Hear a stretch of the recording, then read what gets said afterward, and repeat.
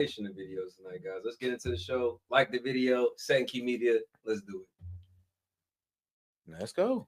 Speaker Emerita Nancy Pelosi. It's so good to see you here in person. My pleasure to be here. Thank you so much. You know, tomorrow morning at the Capitol, you and other members of Congress will be there to certify the election win in 2024 of Donald Trump. There's an unprecedented level of security, in part because of what happened 4 years ago with the violent attack. I bet you didn't think she'd be here. Bro, literally, you could almost argue she probably hates this man and she's going to have to be there when he faces the nation and gets inaugurated. Hey, you know what even better? Who'd be there? What? Obama. You will never be a president like me. All your ops lined up while you receive your medal is like low key the shining moment. Oh man! By his supporters to change the outcome of the last election. Make sure to like the video. Why guys. do you think that so many members of the American public decided that was not disqualifying when it came to reelecting him president? Well, again, thank you for the opportunity to talk about this, because the denial that they had about the election, which was what they were acting upon, and the denial that they've had since then about what happened on January 6th is just appalling. They want to revise history, and and they just can't. But I'm so glad that they have. You sure you and them 200 mules didn't revise history? You sure you and those people that you hired in those, poor cities, those poor people that you hired to go stuff the ballot boxes, like, was that all part of our imagination? The camera footage, was that all part of our imagination? What's crazy to me is they just do everything to highlight January 6th because it just fits the narrative against Trump. Like, that's one of the things. Like, when they're reading off Trump and all the negative things, January 6th is almost at the top of the list, like why he's a bad guy. Because it's the thing that they formulated. So they feed this narrative every chance they get. Nancy Pelosi's at the top of the list. Think about it. When you insert 26 FBI agents into a crowd to make something happen, you're going to run with it because you paid for it. Like, I paid for this slander. I'm going to use it every chance I get. I invested. What you mean? I better get my shit back. Man. Have increased. And make sure to like the video, guys. Double tap that screen for us, or the 3 dots up there in the corner, man. Let's keep it going. Security. And I'm hoping that this will be very peaceful, because the public knows that. Now, to your question, I think it isn't, I wouldn't say that the American people disregarded this. They just had a different view as to what was in their interest economically and the rest. So I don't call this a disregard of January 6th. I just call it something that they saw in their interest economically. But I mean, even just last night at Mar-a-Lago, Donald Trump was screening a documentary about the 2020 election, claiming his win and trying to talk about the legal challenges he had. There seems to be a continued effort to claim that he won in 2020. It's really sad. It really is sad. And I don't know about. Honestly, I'll give him that one. I'll say we should honestly just let it go. We should let it go. We got our dub now. You're right. They stole it. They rigged it. You're right. But let's just let them have it because we got it this time. You're right. Cool. Because if we do keep hinging on this, we do sound a bit crazy. Man. Like, I do think the conservatives sound a bit crazy when y'all hinge on the 2020. Like, look, let's get over it. They didn't do it this year, right? We got them this election cycle. Great. We're doing what they do with the highlighting of January 6th. We kind of don't let that go. Yeah. We gotta let that be them. Let that be the left. The film that he had and the rest. But it's almost lunatic Ren. Sick that he would be thinking that in 2020. He's won the election now. That will be clear. That will be clear. And tomorrow he will be clearly, we will be accepting the results of the Electoral College. So he should be triumphant about that. But to be still trying to fight a fight that he knows he lost is really sad. You know, the president-elect has said that in the first 9 minutes of his new term, he will pardon many of those who participated in January 6th. He said he'll look at it a case-by-case basis. But in looking back at what happened 4 years ago, there are recordings, there's video evidence of what happened. It is personal for you. Some of these writers in your office chanting your name. Yeah. One of them, my one man of the lit. defendants, we were looking for Nancy chanting your name. I like this guy. I made this look like he won a lotto, like hold it up like it's a lotto ticket. Like, hey. I think some of them left her a letter too. You said what now? I think she got left a letter too. Oh, really? I'm not sure, but I think so. And if she did, I can only imagine what it said. One of them, one of the defendants, we were looking for Nancy to shoot her in the friggin' brain, but we didn't find her. For you, this is personal. So when you hear about... They were reportedly looking for Nancy Pelosi that day, January 6th, when they stormed the Capitol. I mean, there's even accounts that they left the steaming hot, you know what, on her desk. Like, so I mean, it is personal for Nancy. I get it, but here's the problem, Nancy. When you do inside trading, you scam the people out of millions of money, millions of dollars. Can't be mad at some of the heat that comes with it. God, like let's be real. You know, like everybody knows Big Money Pelosi and about the Big Money Pelosi's and what they do. Man. She's about to leave out richer than she came in. Oh, well, I mean, she held the seat for so long. I mean, well, honestly, it's what career politicians end up doing 10 out of 10 times. So yeah, true. Oh yeah, guys, make sure to double tap that screen and like the video with the 3 dots up there in the corner to like the video. Let's get more people on the conversation. Pardons. Do you think the nonviolent attackers deserve to be pardoned? Mm-hmm. The nonviolent, I think that's a violent attacker with the intention. The violence itself. Yeah. The violent language, you think? The violent language, yes, the intention. And of course, the intention to attack the Vice President of the United States. Now, it didn't end that day. As you know, he called out to these people to continue their violence. My husband being a victim of all of that. And he still has injuries from that attack. So it just goes on and on. It isn't something that happens and then it's over. No, once you are attacked, you have consequences that continue. So I don't, it's really a strange person who's going to be president of the United States who thinks that it's okay to pardon people who are engaged in an attack. But let's do this. Let's just say, okay, But here's the problem, though, and this is what every Dem tends to hide about the situation. There are innocent people who did nothing, who were just there, who are in jail. And I'm not talking about people who's breaking property and all that good stuff. Y'all trying to act like everybody there was doing that. They weren't. You're trying to act like everybody came there for an insurrection. No, it was a protest. You got people's aunties, grandmas, and uncles that got federal prison sentences for just being at the scene. And I swear, like the January 6th, like if you're talking about this without mentioning the fact that there was 26 FBI agents in there, then I'm be real with you. You're not speaking genuinely about it. It's like at this point, it's kind of obvious. This was I'm be real with you, a protest turned a riot, but spun into an insurrection.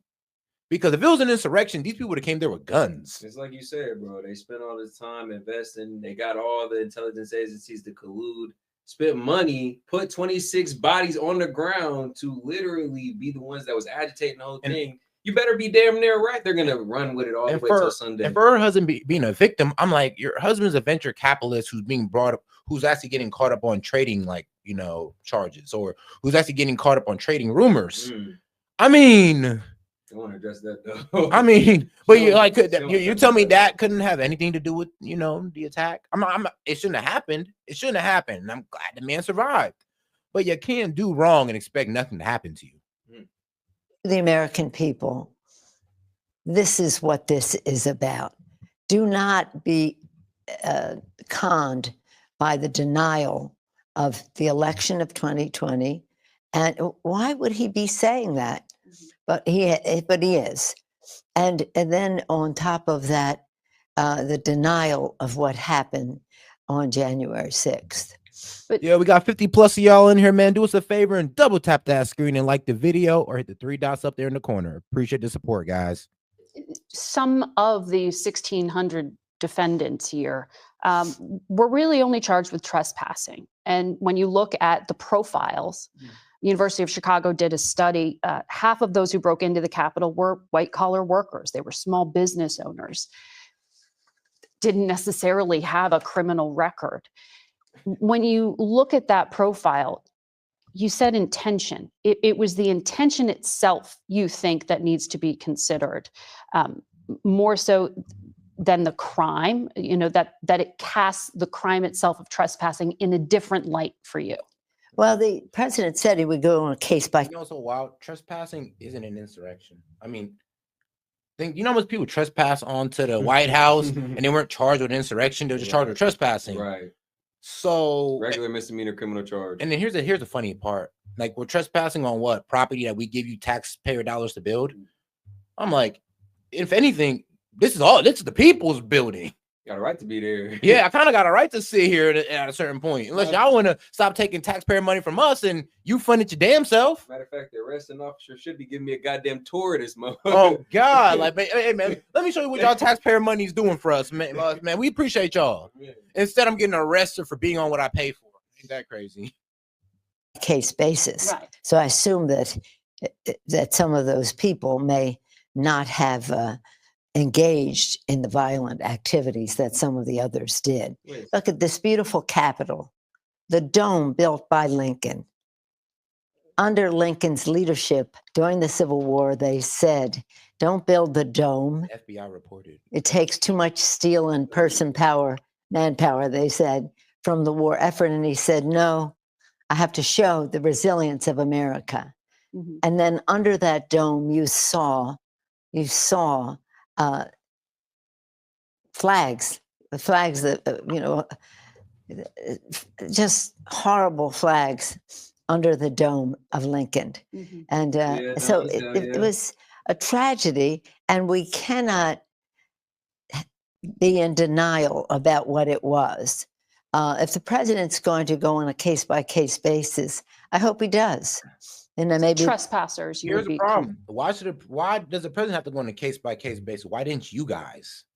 Why didn't y'all do due diligence instead of just locking up innocent people? Why didn't y'all have that due diligence? Why does the president have to do it? And why didn't the January 6th committee do it? With pardoning. Well, it depends on how they define what that is. But but I know that some of that encouragement and then the follow-up that so many people were threatened, including me, and to my home, looking for me and finding my husband, and as I say, who still suffers from head injuries on that day.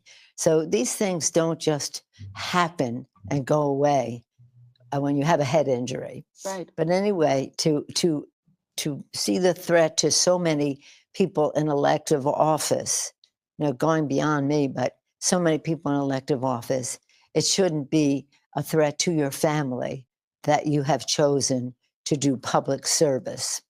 You wrote in your book about that 2022 attack on your husband. And you said your daughter told you she had known what you were signing up for. That story is hilarious. You know that her husband owns a venture capitalist firm? Oh, really? Yeah, and a venture capital firm. You know who also owned a venture capital firm? J.D. Vance. You know, so funny. How come nobody ever judges Nancy Pelosi to being married to a venture capitalist, but y'all try to they were really trying to bash J.D. Vance for being head of a venture capitalist firm. It's kind of funny. So Nancy Pelosi can be the biggest capitalist ever, but as soon as you're a Republican, you're a capitalist. You're a Nazi, fascist. What? Like, I really don't know what to say sometimes to these libs. I'm like, hold on. The main person y'all rock with is married to the people that y'all hate. She's married to the same type of guy or the same type of millionaires that y'all hate. You know that, right? What's funny about this case that they're referencing is, I think if my memory serves me correct, it was like somebody showed up at their house butt ass naked looking for her husband. This is the 2020. This is the 2020 incident with their husband. They're referencing. With her husband, they're referencing right now. A man, like reportedly, I swear, if I'm memorizing it correct, showed up at their house butt ass naked, looking for her husband. Chat, tell me if my memory serves me right on that. All right, then let's keep it going. Yeah. She would never have given you her blessing to run for office in the first place. Do you think that this threat of domestic violent extremism is having a chilling effect on new talent and anyone running for office? Well, I certainly hope not. I mean, if you're a Republican, yes. If you're a Democrat, kind of sounds like you're in the clear. Like, look at all the attacks that happened on Trump and how much attacks happened on Kamala Harris. So, yeah, if you're a Republican, I'll be pretty goddamn afraid. But if you're a Democrat, I'm like, ooh, I'm on the right side right now. Safety. I'm good. You got diplomatic immunity on the left, low key. The right is everybody trying to attack. But, bro, on the left, you good. You good. You know, as long as you don't go outside what the left is preaching, you know, they'll just eat you alive. Right. Yeah, that's when you ostracize. They'll kick you out. But, yeah, you guys, make sure to double tap that screen and like the video. And remember, man, you guys help us keep the show running by supporting. So any questions, comments you want to send in, just super chat it in $2 and up. We'll go ahead and read it out loud. We appreciate the support, guys. All right, let's keep it going, guys. But over the years, when I was encouraging people to run for office, especially women, they would say we could never take the abuse that you take. And that was really just abuse. It wasn't physical. It was criticism and the rest of that. And we don't want our children subjected to that. And yes, I do think it will have a negative impact on people running for public office. Just, in other words, if you're a mom and they go after you as a mom, and your child comes home crying from school because somebody said a negative thing because they saw it on TV. Hey, yeah, your mom steals money. Your mom's what was it? An inside trader. She makes millions off stealing. Well, I don't say stealing, but getting the upside information. Shorting stocks and shit. I mean, yeah, your mom's a scammer. Your mom's a scammer. I mean, that's the simplest way to put it. Your parents is a bunch of scammers and they steal. They steal opportunity away from, everybody else who operates in the market. And they steal money from taxpayers. How you feel about that? The other side said something bad about you. You might not run for office. So you think it will discourage particularly women from running? Really? Yeah, I do. I mean, I know that it has. How? It's not going to discourage women. Look, women, if you want to run for office, just don't be like Nancy Pelosi. Just don't be like Kamala Harris, and just don't be like Hillary Clinton. I promise you, you have the best opportunity. I mean, you're going to be better than them. I'll tell you that. So no, this is not about women, us denying opportunity for women to be in the office. This is us saying that, look, if y'all want women in here, man, y'all better bring up better candidates, okay? Because we're not going to bring up Hillary Clinton because, bro, she can't even protect she can't even keep guard of her own husband. Let's not go there. Kamala Harris. Deal with that lustful eye. On God. Kamala Harris. I mean, like, we bashed enough on her, but let's just say she's just not the best candidate at all. Like, in intelligence-wise. She's somewhere at the bottom of a bottle right now. Yeah. And then with Nancy Pelosi, I mean, come on now. All the rumors of inside trading, naked man pulling up on husband. I mean, the money spread. Hey, exactly. Money spread Pelosi. Yes, the money spread across the stock market is crazy. Oh, man. But I hope that it will not, that we will shine a bright light on this and just say, this is unacceptable. This is unacceptable. See, for women, they always women are known to be more, shall we say, ethical than men. And so when they go after women, the misogynist? I ain't gonna lie. That hurt my feelings. Hold on. You cannot say that. You cannot say that now. No. Yeah, women have lost that one. Women are more ethical than men. Y'all don't want preaching to take out babies. Y'all don't want preaching to take out babies. Oh man, you see, she hesitated with that one. It was like she thought of something else, but she kind of like ethical. I'm like, do you really want to call women ethical when y'all don't want preaching to take out, like, I don't know, defenseless children? I mean, I'm just saying. I'm just hold on. Do you really want to call women that most ethical when they're the one preaching for child mutilation? I mean, but like, let's be real. Majority of liberals are women.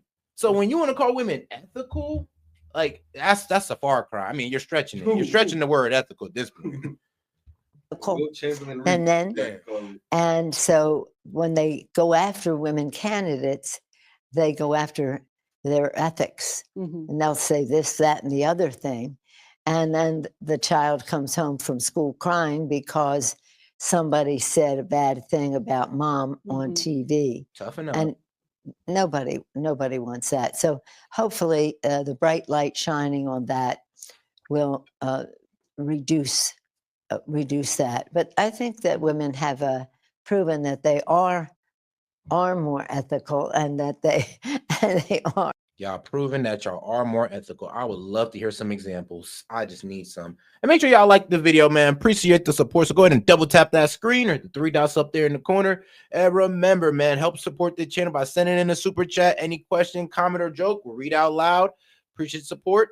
Let's go. And guys, actually, for the new viewers, make sure to check out our membership program. Exclusive content for the viewers, for the members. Access to the Discord. We cut up in there 24/7. It's always a good time.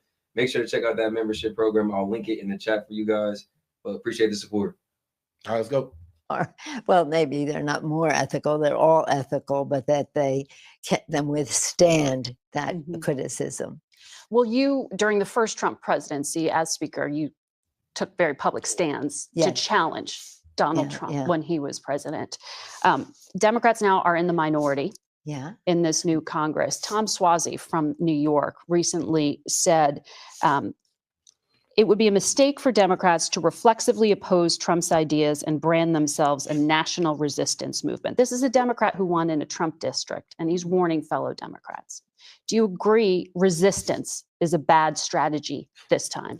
Well, let me just say, historically, when I became Speaker, it was when I ran with a Republican president, George Bush, and we opposed his policies. He wanted to privatize Social Security.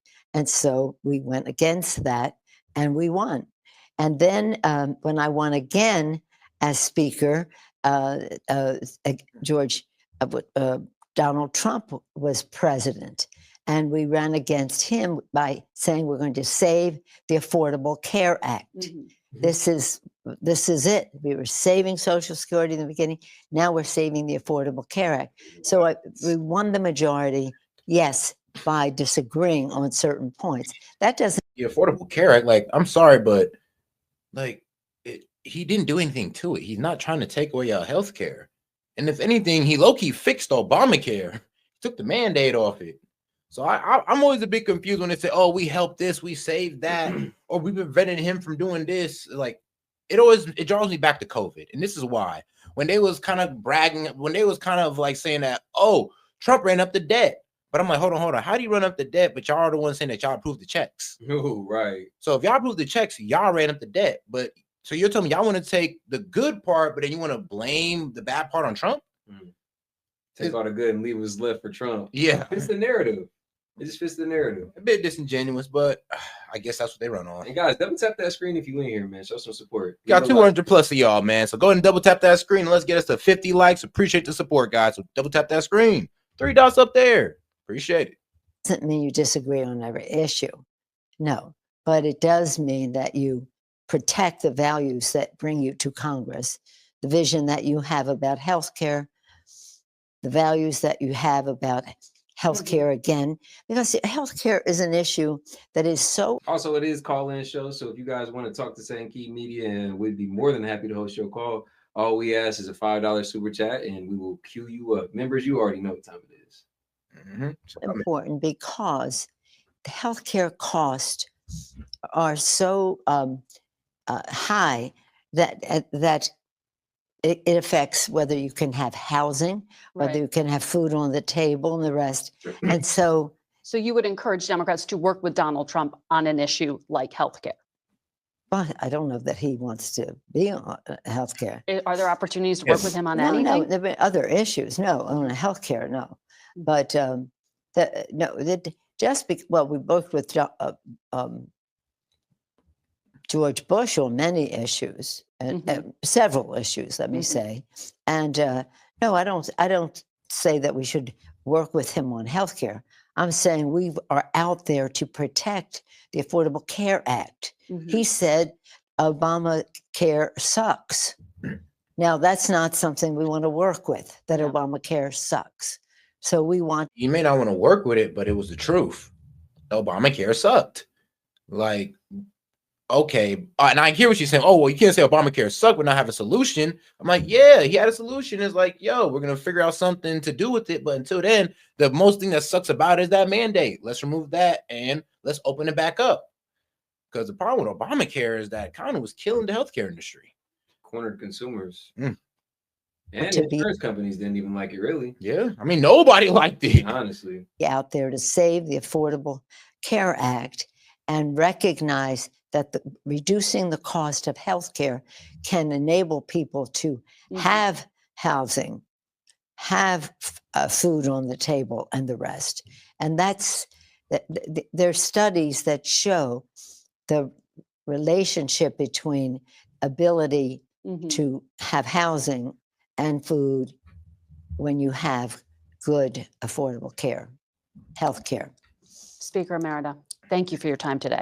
I mean, housing and food and healthcare. I mean, what about low inflation? You want to get into that? Of course they don't. Of course they don't. But all right, though. But let's get into... We're keep going with Face the Nation. Yeah, let's keep it going, man. Face the Nation. Oh, shout out Seth for starting us off.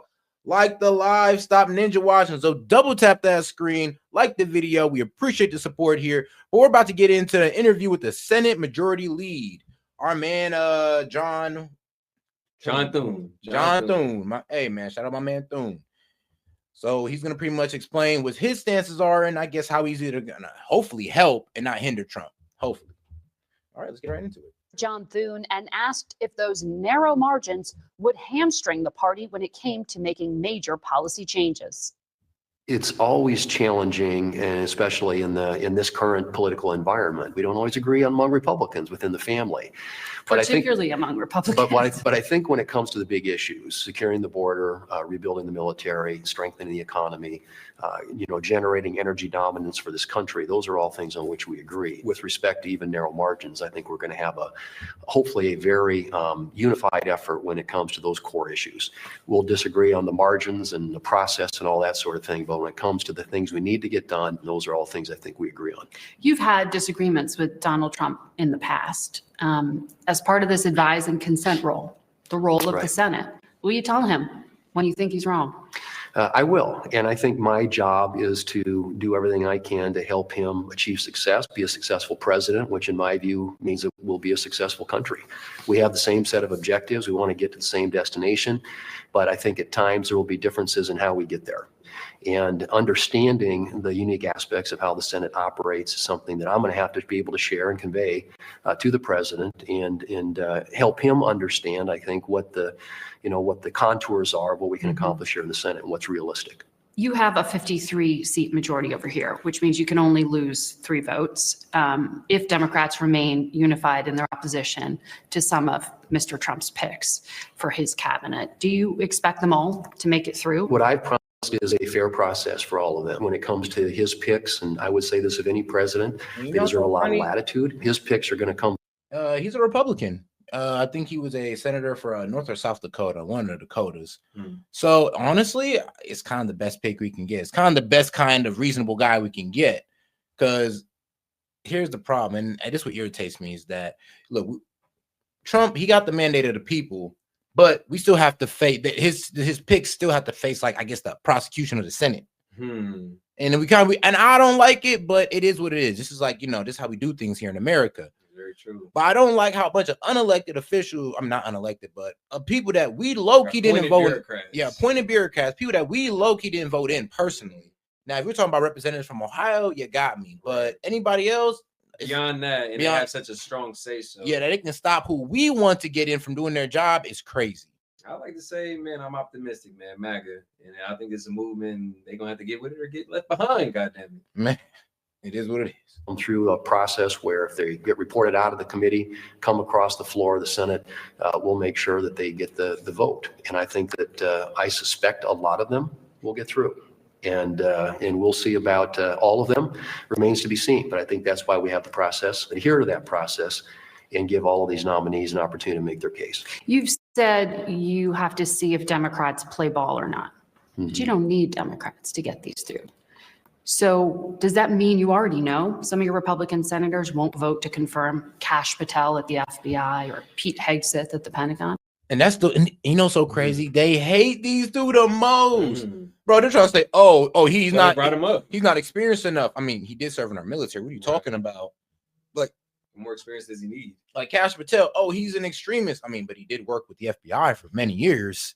Right. So he has the know-how. Yeah, he's like, each and every one of these guys have, I ain't gonna lie, they have the resume. Yeah, they got the accomplishments to be in there. Yeah, they got a great resume.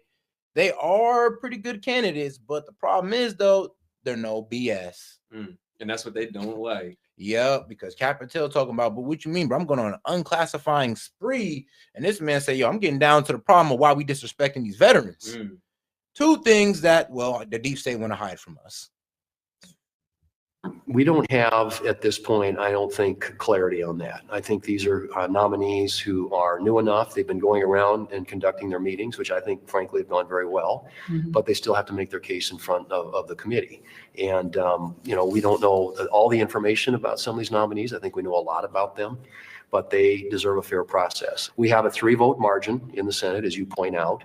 But I do think that in most cases, at least, most of our Republican senators are inclined to give the president the people that he wants in these positions, given, the process that they go through and whether or not they can manage the committee process and ensure that they get to the floor for vote. Does that include FBI background checks? I know often the ranking members get them on armed services, for example, but some of your colleagues, they want to see Pete Hegseth's FBI background check before they vote. Right. And I think that's going to be determined largely by the committee chairs. I think there will be interest, obviously. Well, sure. I mean, I think that you want to have as much background as possible that is available to the committees as they make their decisions. I have a high level of confidence in our chairs that they will ensure that as members of the committee and of the full Senate have an opportunity to consider these nominees, that they've got all of the information available to them that they should have. I want to ask you about what you need to get done policy-wise as well in terms of providing the president with the funding to execute on some of his big goals. Right. You've said you're going to go out of the gate with a generational investment in border security and immigration enforcement. You're going to pass it on 51 party line votes. If you want to govern through regular order, why go through this in a party line direction? Well, it's one of those issues that has become incredibly divisive for the country, and there aren't very many people left in the middle. Reconciliation enables us. It doesn't come along very often where you have unified control of the government. In a lot of cases, it doesn't last very long. It's a couple of years. The Democrats provided a template in the last couple of years for how to expand the scope of what's available to get done through the reconciliation process. It's the only process in the Senate that enables you to enact legislation with a 51 vote threshold as opposed to 60. Right. And so immigration, but it's out of the border, gate saying we're not going to work with Democrats. Well, I'm not saying what they came out of the gate. They had their first reconciliation bill in 4 weeks coming out of when they got the majority. $2 trillion. Well, and with they the COVID bill, and you didn't like it. $2 trillion You and faulted then them for using another trillion with the reconciliation. IRA. Exactly. It would be ideal if we could figure out a way to do things at the 60 vote threshold. And there are a number of things we will. We think that a generational investment. And we got 200 plus of y'all in here, man. Go ahead and double tap that screen for us and like the video. And man, like I said, if you have any question, comments, or jokes, just go ahead and send in a $2 and up super chat. We're going to read that out loud for you. You help support the channel, help us reach our goal. Right now we're at 49. We need 49 more left to help us reach our goal. We appreciate the support. The border is necessary given where we are after the last 4 years of what I think is a very failed Biden-Harris border policy. There are 1.4 million people here with deportation orders of removal against them. I've seen numbers that put the cost of expelling them at between $80 to $100 billion annually. Can you get that kind of money in the first 100 days? What we're trying to do is get an assessment from the people who are going to be in play. And that's the most disingenuous argument. It's like, how do y'all create a problem and then complain about the price of fixing said problem? It's going to cost $88 billion. I mean, like, then why'd you let it get to that? Why'd you let it get so bad that's going to cost us so much? It's literally being gaslit as a taxpayer. And maybe if you'd have spent maybe that 20 bill, or like maybe you spent 30 bill up front, maybe 3 years ago, we wouldn't have to spend 80 billion now. But now look at the situation we in, goddamn it. And then you want to complain about how much money now we gotta take to fix, or how much Trump gotta take to fix it. It's y'all fault. You're gonna complain? Yeah. Oh wow. That's what they give us. Man. They're No solutions, just emotional complaining. going to be implementing a lot of the president's policies when it comes to the border to determine what that resource allocation is going to need. They don't know yet. Well, I think that what we do know is we need physical barriers, we need technological barriers, we need more ICE agents, we need more Border Patrol agents, and yes, we're going to need ways of deporting people that are on that list that you mentioned. And so it's going to take some resources to do that, which is why I would argue that when the president takes office, and he's going to do a lot of things on the border by executive order, by executive action, that we're going to need to be able to provide the resources in order for him to do that. And that's why I've suggested that we take that border issue on right away and enable him to do the things that he needs to do. Is it true you're going to put some defense spending in that as well? Well, I think one of the things that we always argue about around here is the amount of money we need to spend on defense. If you look at every Biden administration budget, there wasn't a single one of them when it came to military spending that kept up even with inflation. So we have a military readiness in this country. You know, we have the Defense Commission Strategy Group that comes out with a report all the time and tells us we are dramatically underfunded relative to countries like China, and that we don't have the capacity. Issues, right? Well, and we don't have the capacity and the capability to do what needs to be done to protect the country. There's a big difference in delta in the two parties and how they approach the issue of defense and military readiness. And I think we are dramatically underfunding our military today. I think the president believes that, President Trump, and I think a lot of our Republican colleagues in the House and the Senate share that view. So can we do this through reconciliation? We're obviously looking at our options. I want to make sure I ask you about the other big promise you made in terms of delivering on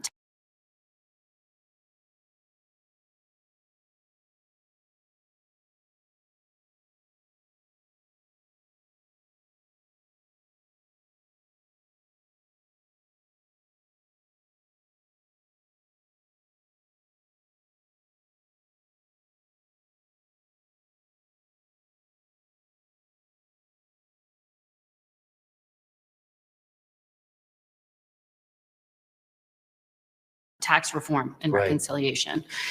The estimates are it could add $4 trillion over the next decade. Is that really something you think is going to pass on a party line vote and without any revenue or spending cuts? You can't be comfortable. These are tax laws that will expire at the end of this year if Congress doesn't take action to extend them.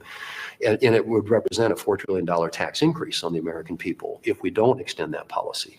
We're going to have a very robust conversation about tax reform. There's a lot riding on it economically. I think regulatory policy, tax policy, energy policy are going to be really essential to the strength of the economy, how fast we can grow and expand and create better paying jobs in this country. So I'm a big believer in pro-growth tax policy. I believe you get a lot of that back through growth. In additional revenue, every 1%. Not tariffs, as Mr. Trump has promised. Well, that's a different subject, but I would say every 1% increase in GDP and economic growth, we're told, generates about $3 trillion in additional tax revenue. So you're going to get some back in terms of a growth dividend, and there will be spending cuts. There's no question about it. But going out of the gate with two big issues on party line votes, chances at working with Democrats on some of those bigger immigration issues or bigger policies? We need to continue to work on those big policy issues, but I also think we have some immediate concerns, matters that need to be addressed. One of which is national security, given the increasingly dangerous world in which we live. And of course, I would argue that starts with the border. So border, national security, I think energy policy, energy dominance is a huge objective and goal.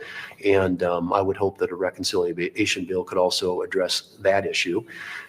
If we do something on taxes, that traditionally has been in the past. The Democrats did it twice while they had the majority in the last session of the Congress. Trump did that in 2017 too. And with that's, taxes. and both sides have done it. Mhm. And that's the unique aspect of having unified control of the government. But I think those are all important. And they are things that as a country, if we don't get right, I fear what the results and the outcome will be. And yes, it'd be ideal if you could do it bipartisan.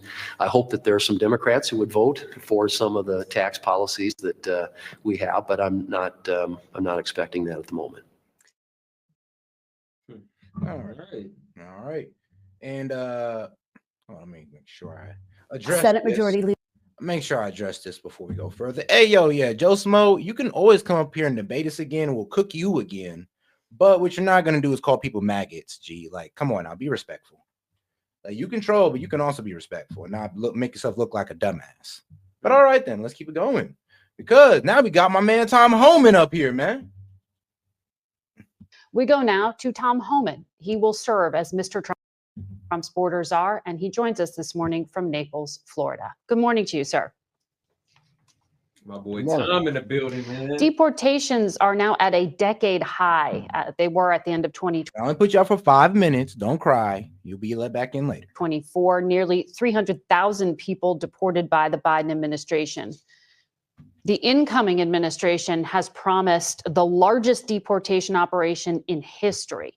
What's the number? What's the measure of success? Well, let's talk about this administration's what they claim is a huge deportation number this year.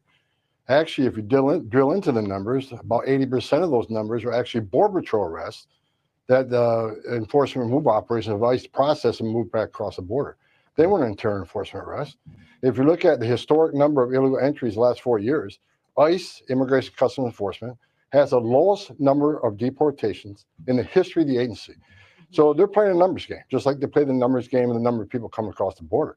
Okay. So even though they claim we got the highest number of deportations, look at those deportations. Bro, and that's what, it's ironic that I actually timed out Joe Smo, and he's the person who said that exact same thing. He's like, well, Biden had the most deportations. I'm like, they let in 15 million people, and you're bragging that they deported the most? I'm like, you're damn right they did. They better. Like, what? So you don't want to address the 15 mil they let in, but you want to talk about, oh, we have the highest numbers, though. Which I let in the most. Of course you have the highest numbers. When you let in so many, you would hope you would. Guess what? You have record numbers of crossings, too. But you don't want to speak on that, do you, my friend? In the history of the agency.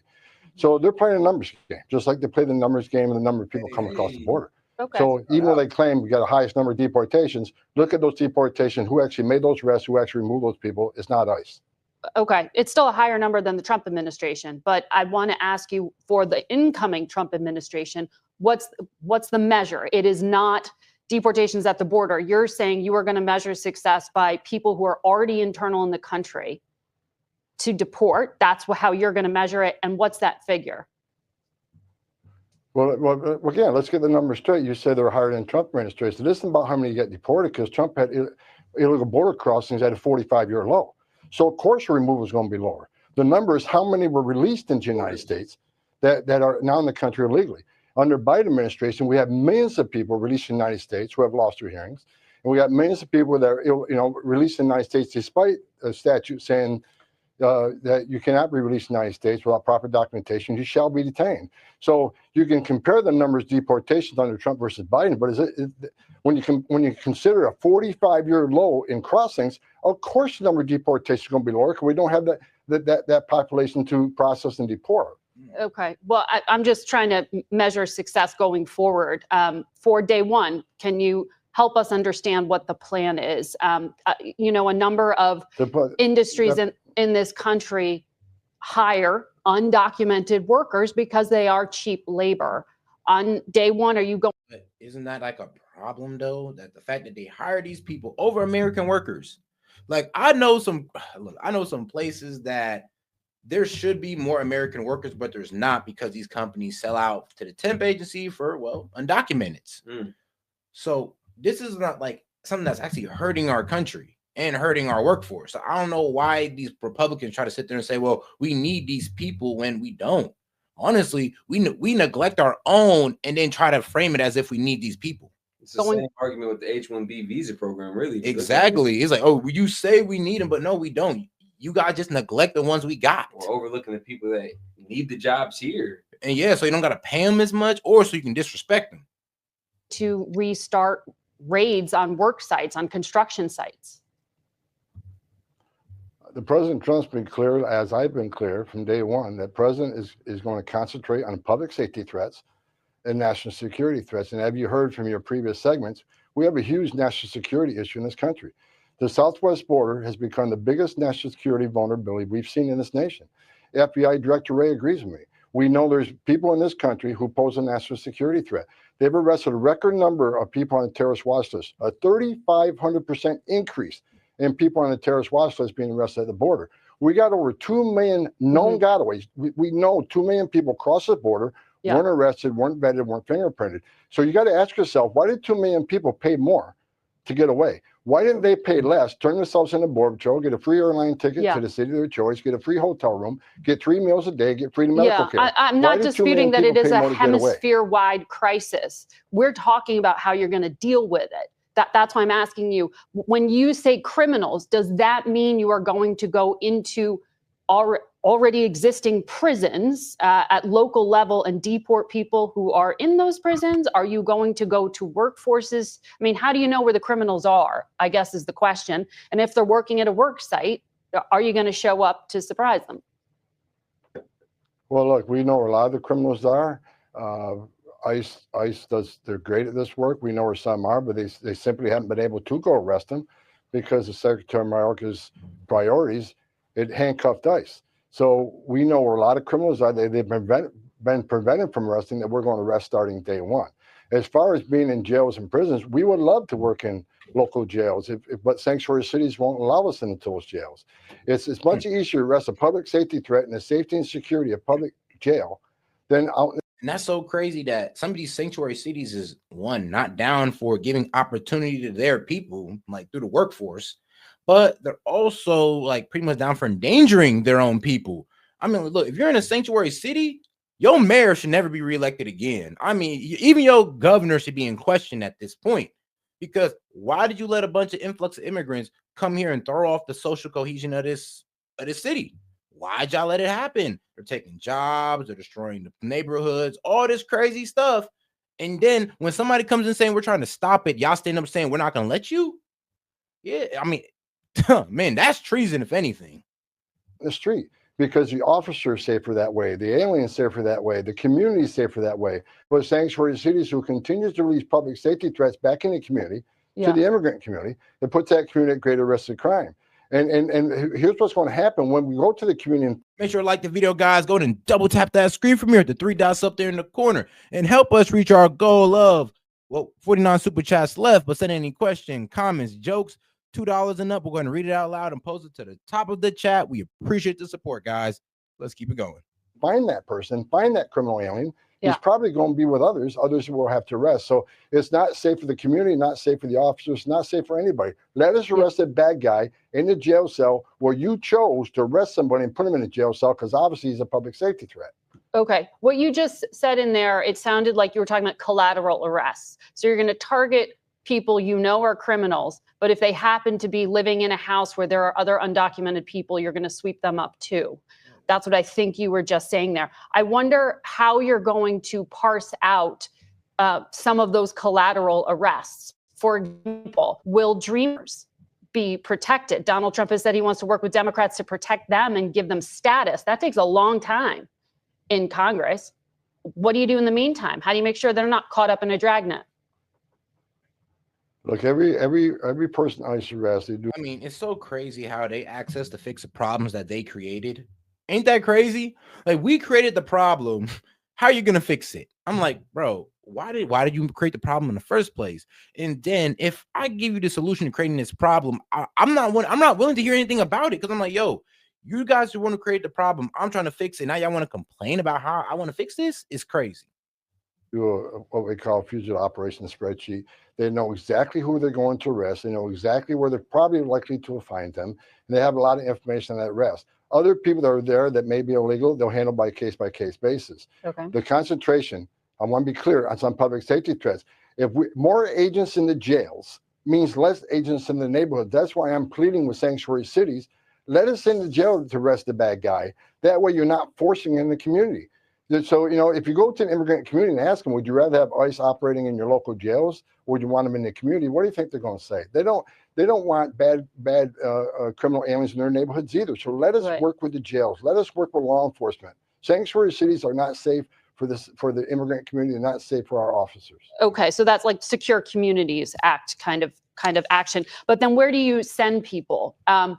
Because some of these countries like Venezuela don't accept deportations right now.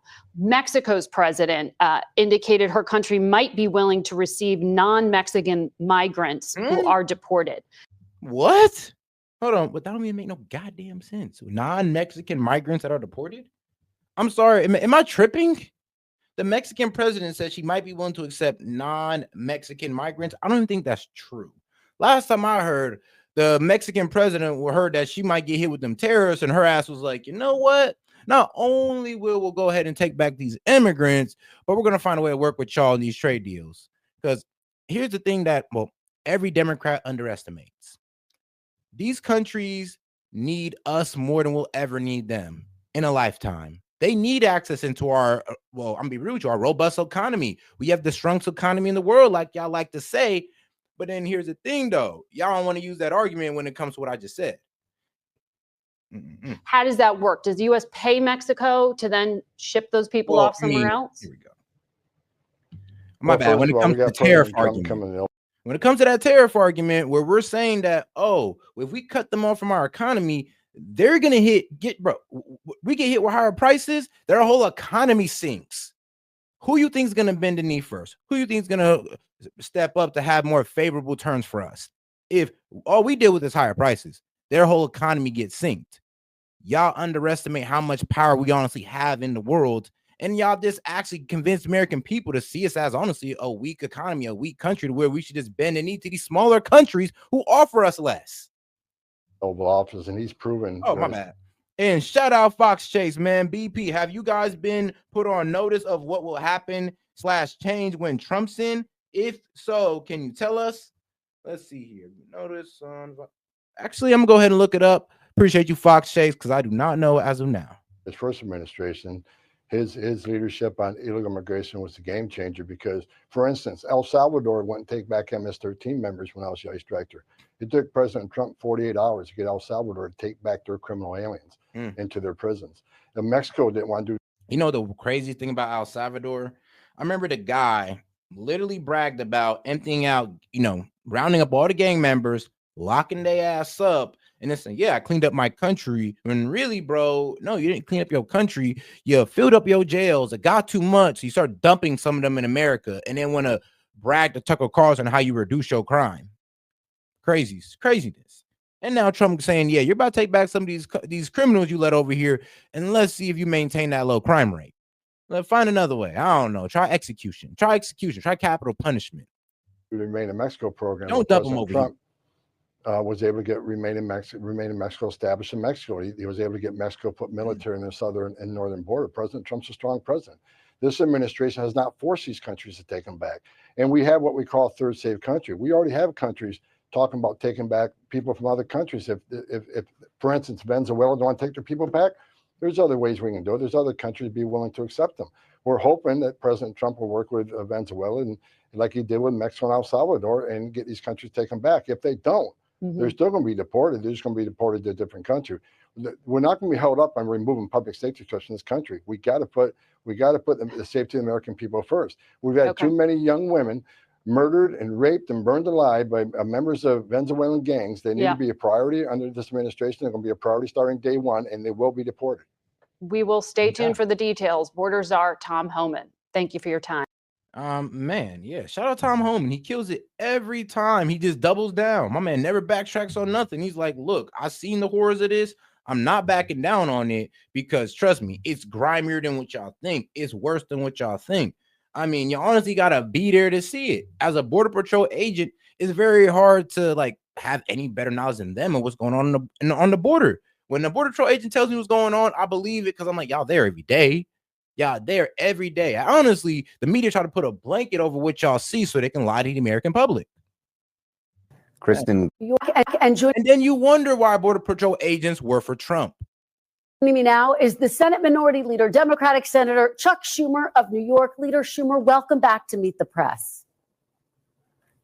Kristen, good to be back, and Happy New Year to you and your family and to all of America. Oh, Happy New Year to you. Thank you so much for being here on this first Sunday of the new year. I do want to start off by getting your insights into the attack in New Orleans. As you know, a lot of families are sitting at home. They feel afraid. They feel on edge. There are a lot of big events coming up, from the inauguration to the Super Bowl, which is going. And you know, so funny, the New Orleans guy who drove through those people, man. Oh God, pray for them. Pray everybody. But that guy who drove through them, Democrat, donated to Act Blue. Then I guess went radical ISIS. Yeah. So there's a lot of people who like to spread that information of, oh, there's a whole lot of Trump supporters doing all this. No, it was a person who donated to Act Blue, a left-leaning organization that drove through those group of people. And honestly, I don't care. I don't even think that really means anything. But I do hate when they try to put it all on one group of people. Like, you know, Thomas Crooks. They try to say that Thomas Crooks was a Trump supporter, but he donated to Joe Biden. Who's the next guy? Oh, Ryan Roth, the guy who hid in the bushes. They try to say that he was pro-Trump, but he was anti-Trump because Trump didn't want Ukraine, because Trump couldn't see a way for Ukraine to win, because Trump was going to crash out for Ukraine. He hated Trump. So there are two things that y'all spread misinformation on. The only thing you guys got right is Las Vegas. He was a pro-Trump supporter, very pro-Trump, Green Beret military, and that is shrouded in mystery. It's very hard to tell if that's even real or what's going on right there. But the New Orleans guy, definitely confirmed. Democrat, turn ISIS, well, allegedly turn ISIS, and this is where we're at today with him. Going to be in New Orleans. What are the security gaps that you think need to be addressed? Well, first, I want to express my condolences to the families who are in mourning for the loved ones who were lost in New Orleans. We grieve for them. I also, you know, the former soldier, member of the armed forces, who had PTSD and committed suicide in front of the Las Vegas hotel, showed, I think, that we need to do more for our veterans who have PTSD and other things there. As for security, the bottom line is that I believe the authorities. So much other examples of, you know, military men crashing out or doing the craziest things. And now is something you guys want to talk about? Huh. Interesting. These are on full alert in terms of security. Look, terrorism is a greater threat here in America. We have ISIS, we have other groups. The terrorist who rammed his car and killed so many people was a professed member of ISIS. Now, we do not know. We know that he acted alone. We don't know if ISIS directed him to do it. They're still investigating. But we need to be very, very vigilant. And so I sent a letter yesterday to John Thune suggesting we have an all senators briefing this week on the preparations for the big events that are coming up, and for the ability to ask questions of our law enforcement. I believe they are on top of this, but having an all senators hearing and giving us a chance to answer questions and them to reply is a good thing. So I'm hopeful Senator Thune and I can work that out and get it done this week. All right. Well, I know that you're going to continue to watch that closely. I do want to turn to how you see Democrats' role in this new Congress. Your fellow Democratic Congressman colleague, Tom Suozzi, said the party needs to try a different approach when it comes to dealing with President-elect Trump. Let me read you a little bit of what he had to say. He said, "I know my party will be tempted to hold fast against Mr. Trump at every turn. That would be a mistake. Only by working together to find compromise on parts of the president-elect's agenda can we make progress for Americans." Do you agree with Congressman? Yeah, it's not going to make too much sense you fighting Trump on every other thing, because there's going to be some good things that Trump proposed that if you fight, you're only going to cost y'all seats. You're only going to make yourselves look bad. It's kind of like what Cenk said. The Democrats need to learn how to take a win for a win, to take it as a win, even if Trump's the one giving you the win. The problem with these Democrats is that they don't want to win unless it's them. Like, they're willing to make the American people wait on something good just so they can do it themselves. And that's the problem with them. The same thing they blame Donald Trump for, they do themselves. Swazi, the Democrats need a new approach toward President-elect Trump? Well, look, I think it's clear that whenever we can get things done in a bipartisan way, we try to do it. And that's the best way to go. It creates programs that are long-lasting and very popular. So back in 2021-22, when we had the most successful session of the Senate, of the Congress in decades, 7 of the 8 major bills were done in a bipartisan way. So we always look for bipartisan cooperation and would welcome the ability. On the other hand, when there are things that we can't agree with, for instance, tax breaks for the wealthiest of Americans paid for, as many Republicans have suggested, by cuts in Social Security and in Medicare and in making it harder for new families to buy their first home, they're going to have to go through us. We're going to oppose those kinds of things very, very rigorously. So I think we will be bipartisan when we can, but we also, when they're trying to do things, our Republican colleagues that are so bad for working people, will oppose them. Leader Schumer, I'm curious where you see those potential areas. In my interview with President-elect Trump, he said he's open to potentially getting a deal for Dreamers, those who were brought to the country illegally as children, to be able to stay here permanently. Do you think that that is feasible? You heard Leader Thune say, yes, he thinks there are some areas of bipartisanship there. Do you think a deal on Dreamers is possible? Well, we'd love to do that. I don't know. See, the whole Dreamers thing, and this is where we get into the whole visa debate. It's like, all right, so this Dreamer thing, does it rely on you guys abusing the American workforce with this whole H-1B visa BS? Or are we actually going to let the real high performers get in here, kill the H-1B visa, go with the O-1 visa, or how I frame it, the outstanding one visa, and just keep it as that? Because I'm cool with them Dreamers. I'm cool with them hardworking, outstanding, performing Dreamers. I'm cool with them. But the ones y'all try to come over here and put over the American people and frame them as Dreamers, yeah, we're not doing that. Our party has been strongly fighting for the Dreamers for a decade. We've been blocked by our colleagues on the other side of the aisle. If there's going to be a change and we can get some help, look, these are people, they were little tiny children when they were brought over the border. Many of them have been here for decades. Some have served in the armed forces. Many of them are working very productively and have families. And yes, if we can find a solution so that the Dreamers could stay here, we'd welcome it. You know, you heard. Who are the Dreamers? Maybe I'm missing this, guys, but can somebody explain to me who the hell are these Dreamers? What does a Dreamer look like? Describe me the situation of this Dreamer you guys describe. Third leader, because otherwise it sounds like you're trying to like relabel, like, you know, illegal immigrants or undocumented immigrants, you know, with the whole asylum seeker BS. Now you're framing them as Dreamers. It's like, come on now. Soon, in terms of President-elect Trump's cabinet, say that the Senate should work, quote, as quickly as possible to get his cabinet picks in place, and basically saying that if his national security picks are not in place quickly, that could undermine the nation's national security. Do you agree with Leader Thune there? Look, we've asked for 3 things that are reasonable. First, that there be thorough FBI background checks of every one of the nominees at the cabinet level. Second, that there be hearings where members have the... I mean, shoot, is there a thorough FBI check into Nancy Pelosi's finances? I mean, I'm just saying, fair is fair, right? Opportunity to fully ask the questions that they want. I do agree. I agree. I definitely agree. There definitely should be an FBI thorough check of each and every candidate that Trump puts through. I do agree to that. Answered. And then third, there be a vote. That's been the tradition here under Democratic and Republican presidents. It's been advise and consent. And look, any American who applies for a job has to undergo a background check, has to answer questions that the potential employer asks him or her.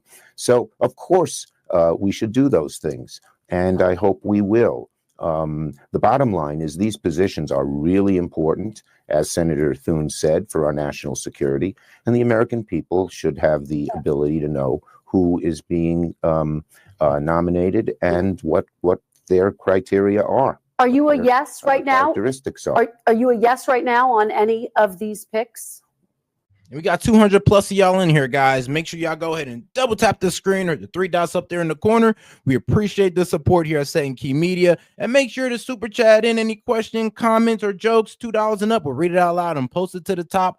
And you're helping us reach our goal. Hey, guys, help us reach our goal. We'll go ahead and do that Discord watch party again. Let's go. No, I'm waiting for this process, this reasonable process that we've asked for to unfold. Let's talk background checks, thorough background checks, hearings, and votes. All right, let's talk now about the future of the Democratic Party. Democrats have said this is a real reckoning after losing the White House, the Senate not winning back the House. Here's what Democratic strategist James Carville had to say. He wrote, quote, "We lost for one very simple reason. It was, it is, and it will always be the economy. Stupid." Do you agree? What do you think was the root cause of Democrats across the board loss? Well, look, I told my caucus, and I'll say it here too. We should regard this election, certainly it was a loss, but it's also a challenge. And we did some things right. Against very severe headwinds, we kept 4 of those 7 contested Democratic seats. But we did some things wrong, and we have to look in the mirror and see what we did wrong. And then there's some things we didn't do that we should have done. One of the things we have to do is we must focus on the working families of America. We believe in them, and we passed all kinds of legislation that helped them. The infrastructure bill. Do you? Then why do you guys kind of like trick your people into, well, tricking Democrats or lefties into believing that, oh, well, if you give tax cuts to the rich, that's only helping the rich. But if you break it down even further than that, if I give tax cuts to the rich, they have more money to reinvest into, I don't know, jobs, giving the middle classes wages, or even giving the poverty people at the bottom, making like, I don't know, maybe like 10 to 15 an hour. Give them something as well. Give them a raise as well. It's like they can't help everybody. I mean, these companies can't pay corporate taxes, a high corporate tax, and then you also want them to look out for their workers and pay their workers more. It don't work like that. There got to be some type of give. And the government is framing it to the American people as if, oh, well, we're not going to give up our part because that's impossible. It's impossible for us to give up our tax money so you guys can get more. We're just going to frame it as these tax cuts only helping the rich. And that's the problem. The Democrats don't want to tell you that, yo, we're low-key tricking y'all into saying that, yeah, tax us more, pretty much. Don't give tax cuts to the rich, because why? Oh, they just keep it to themselves. But when really they give us our jobs, these factories that we get like to work in, these plants, like all this nice stuff that we take advantage of in the economy, in the workforce, the rich provides. And if they ain't got no tax cuts and they're giving all their money to the government, then they're gonna hold off on, creating more jobs, factories, plants, etc. Which made our economy stronger and employed lots of people. The chip hubs, where we're now having chip hubs in places to do new manufacturing and new research that were left out before. Missoula, Montana, Bloomington, Indiana. The bill lowering the cost of prescription drugs. As of January 1st, 10 of the most popular prescription drugs will be greatly lowered because we finally allowed, under our leadership, the drug companies, we forced them to negotiate with Medicare. So we did a lot of good things, but all too often, Kristen, we talked about the mechanics of the legislation and the details of the legislation, and we really didn't show the kind of empathy and concern to average, or show enough of it to average working families who didn't realize how much we had done and how much we care for them. So what we're going to do is spend a lot of time talking to working families, showing them how much we care about them. But that's the problem, Schumer. You don't want to talk about them sanctuary cities where these working families, you would put immigrant workers over them. You was putting undocumented like immigrants over American families that were looking for work or that were trying to get work. So you can't sit here and say, oh, we're looking out for the American working family when you spend 3 years putting immigrants over them. Like, y'all sound crazy. It's like, and it's funny how no left-leaning news publication ever pushes back on him, because as soon as he said that, I'd have been like, all right, well, what's this whole like thing with immigrants then? Like, why are you doing sanctuary cities if you're looking out for the American family? Like, because that hurts them the most. You're doing what hurts them the most, and then you want to talk about, oh, we want to hold them, we want to talk to them and all this good stuff. I mean, you ignored them for 3.5 years. Now y'all want to talk? Now that y'all lost the election? Yeah, it doesn't sound too genuine. And not just talk about legislation, but talk about the conditions that have made so many working families worried about their futures. And that's going to be a significant change. And obviously, I think it will make a difference. Obviously, there has been a lot of focus on President Biden's role in this. You were obviously in close contact with President Biden well before the public tuned into that debate that ultimately led to him stepping down. I want to play you a little bit of something you said last year. Take a look.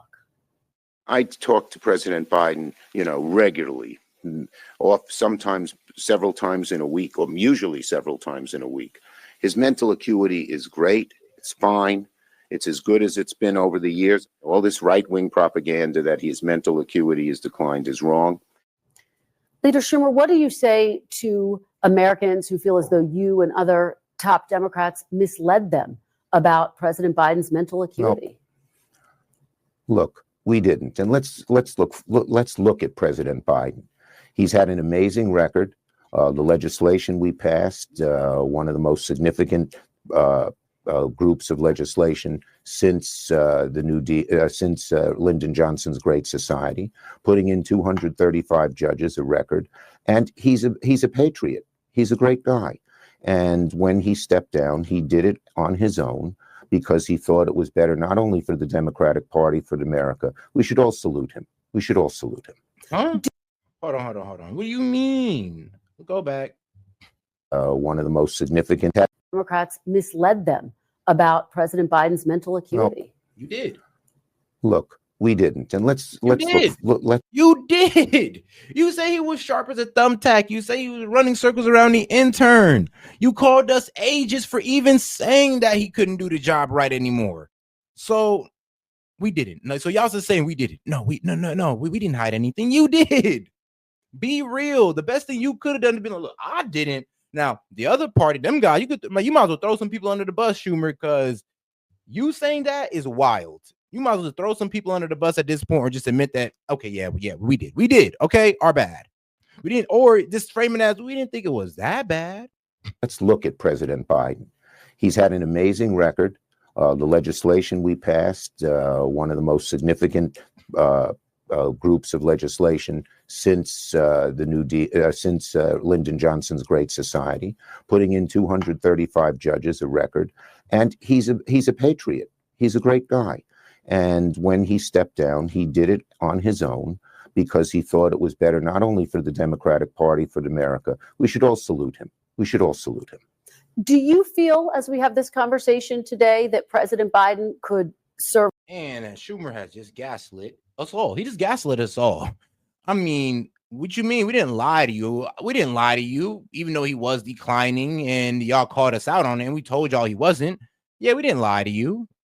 Another 4 years had he stayed in the race and potentially won. Sickening. Well, I'm not going to speculate. As I said, I think his record is a stellar one, and he'll go down in history as a really outstanding president. No, he won't. Before I let you go, no, he won't. Y'all F that up for him. If this man would have dropped out at the beginning of 2024 and actually giving, the Democrats more time to find a better candidate, than Kamala, then you guys could say that. Maybe. Even then, we'd have called him out for immigration and inflation. But to sit here and say that, he's going to go down one of the best presidents, my man is trying to, pop off World War III, pardoning people who have stolen from the American people, who have hurt children, is like, well, what? Like, bro, his pardonings alone is going to ruin his presidential legacy. Schumer, in 2 weeks, you will be the highest ranking Democrat serving in Washington. Do you believe you will be the leader of the Democratic Party? Look, I think we have a lot of great leaders in our party. We have a great bench of people coming up, and I am really optimistic about the future of the Democratic Party in the future. As I said, there are certain adjustments we have to make. We're going to do those. And I think people are going to realize that the Democratic Party is the party of working families, of working people. We're doing more for them. We're going to show them that some of these Republican things like tax cuts for the very wealthy individuals, which were They did it in 2017 and they lost the election in 2018. They haven't learned, but we're going to hold their feet to the fire when they do things that hurt working people. We're going to stand with the working families of America, and that's going to bode very well for us. All right. Senate Minority Leader Chuck Schumer, thank you so much. I hope you'll come back. And all right, guys, make sure y'all double tap the screen and hit the 3 dots up there in the corner, like the video. And if you want to keep this show going and show your support, there's super chat and a question, comment, or joke. $2 and up. We'll go ahead and read it out loud and post it to the top of the chat, and you'll help us reach our goal. But let's get into what my man Fox Chase was talking about, because that man Trudeau is getting up out of here. Well, hopefully. Just 3 weeks after an emergency meeting with Liberal MPs, Justin Trudeau is about to face his party yet again. Since finance minister and key ally Chrystia Freeland resigned, waves. I mean, bro, when you got like your financial minister who's a whole woman, and that's, I mean, let's be real, you got the women leaving the office and you're supposed to be pretty boy. Yeah, we got a problem going on here.